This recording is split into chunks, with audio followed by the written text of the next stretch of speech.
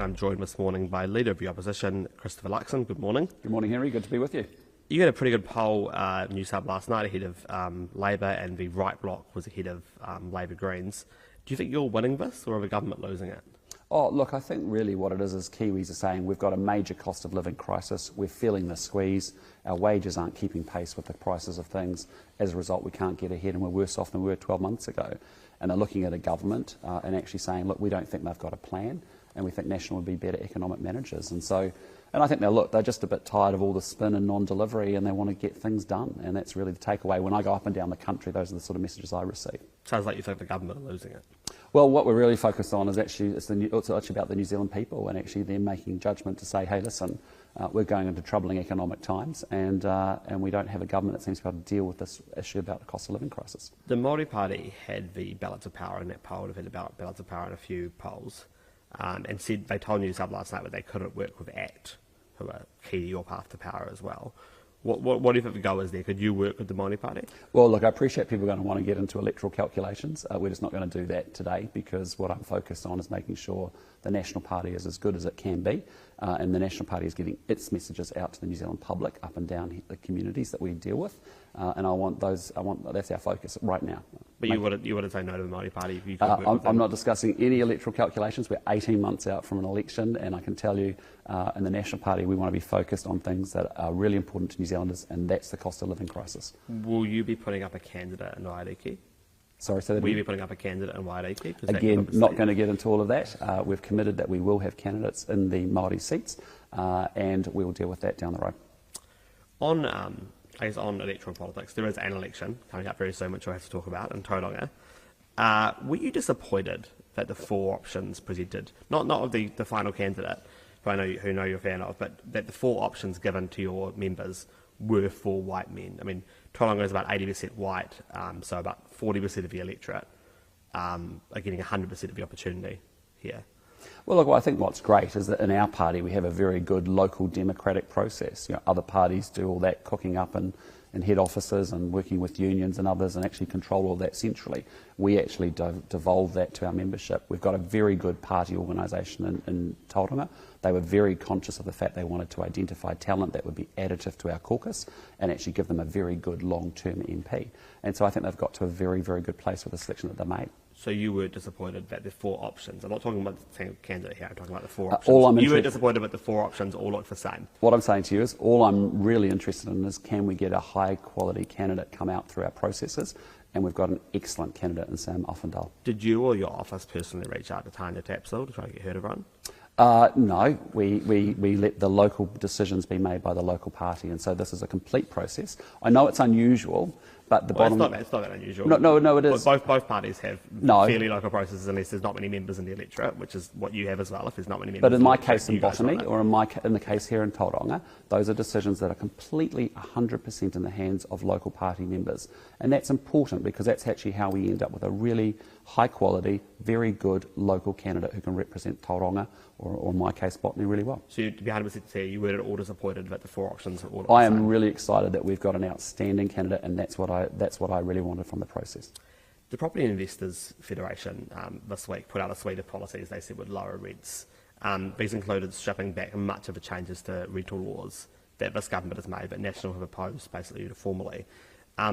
In your view, has the balance tipped too far in favour of tenants to have too much legal power over landlords? Well, look, I haven't had a chance to read the report. I know Chris Bishop is going through it with some detail and is thinking about those proposals that were put forward there. But what I can tell you is the biggest thing that we could do to help the renting market is to remove the backtrack on the bright line test and remove the interest deductibility changes that the government introduced. They were told by the Inland Revenue Department that they would add cost to landlords, and that would lead to higher rents. Rents are up over $50 in the last year post those changes. And if you ask me what could you do to transform the rental market, it would be to do those two things. Why? Because it's actually driven up costs. Rents are up $150 a week, and that puts pressure down into a social housing market. And so these things are linked, but if you ask me for the two biggest things that we could do tomorrow, pull back the bright line test, remove interest deductibility. Yeah, but I didn't ask you that. I asked you if you thought that the market, that the regulations had tipped the balance too far. Yeah, and so the balance is, how do you make sure you're protecting a renter, and how do you make sure you're not loading up costs on a landlord and having unintended consequences of higher rents? So there's a balance to have in all of that. As I said to you, I haven't read the report. Chris Bishop's our housing spokesperson. He's the person that will be dealing with But that. National opposed getting rid of letting fees, National opposed getting rid of a 90-day no-cause terminations. Do you Got think it. the balance has gone too far? Yeah, I've got it. I'm saying it to you. Chris will go through the detail of that. He'll come back to you with an answer. Talk to Chris about it. Would National ever reduce letting fees? I'm not going to go into that detail. As I said, I haven't read the report. I want Chris to be able to... He's engaged with the association. He's got their report. He'll work his way through it. Hundreds of thousands of Kiwis are renters. Don't they deserve some kind of answer from National on what you think about what how they really deserve, if they really wanted to get agitated about it, what they should be advocating and putting pressure on this government to do is to remove the bright line test, to remove the interest deductibility law changes that happened, because they're taxes and they're costs and they've been added on to rents to the tune of $50 a week. Given those that would help them a lot. Though, do you think removing them would actually lower rents? Like a landlord's going to go, oh, well, look, my costs have gone down, so next year I'm going to take my rent down. Is that really going to happen? Well, look, here's the deal, right? The Inland Revenue Department of New Zealand writes to the government, says, hey, listen, extending the bright line test, you're not going to be in government removing to stop interest it happening. deductibility is a poor decision and a poor outcome. But why aren't we pushing harder on that? Why aren't we asking the government to say, you said you did something that actually ended up driving rents higher. You were told it would happen, and it has happened,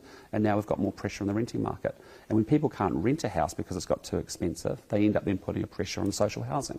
Social housing, the wait list is now up over fourfold at the moment, So these things are all linked: home ownership, rent, social housing, emergency motels. So when you strap those provisions, do you expect rents to actually drop?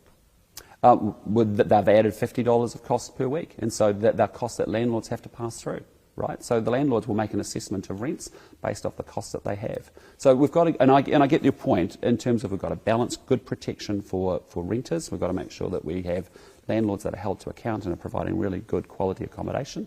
And equally, you can't just go load up a whole bunch of costs on landlords that end up with higher rents and doesn't help the renter ultimately. Winston Peters and Matt King both attended a protest at Parliament grounds, although Matt King probably more participated. Winston Peters was kind of there as more of a tourist. After the trespass notice had been issued, do you think it was reasonable to trespass them?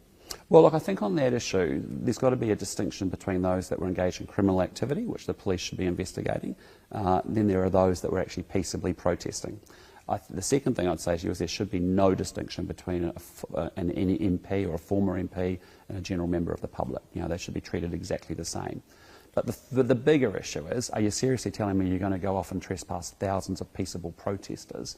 And therefore, in my perspective, it's pretty simple, which is, look, I think the Speaker's overreached. I think he should actually sort of say, look, in the interest of healing and moving on, we should let this go and carry on.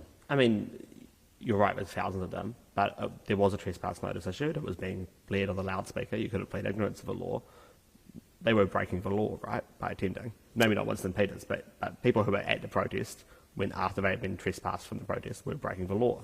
Yeah, what I'm saying to you really clearly is, in the interest of this country, what was a very difficult time, I think people who are peaceably protesting, I personally would just let it go and let the country move on and heal. Do you think it inflames tensions that have kind of already simmered down a bit? I just don't think it helps, I just don't think it helps. And so it's an overreach. I don't think it helps. I just think I'd move it on. Winston Peters, though, could you ever work with him? Sorry? Could you ever work with him? Oh, look, I've got to know Winston a little bit in my past life, and I get on well with him. So, but again, not interested in electoral calculations, and we're not going to go there, Henry. Thanks so much for your time, Christopher. Appreciate your time. Take care.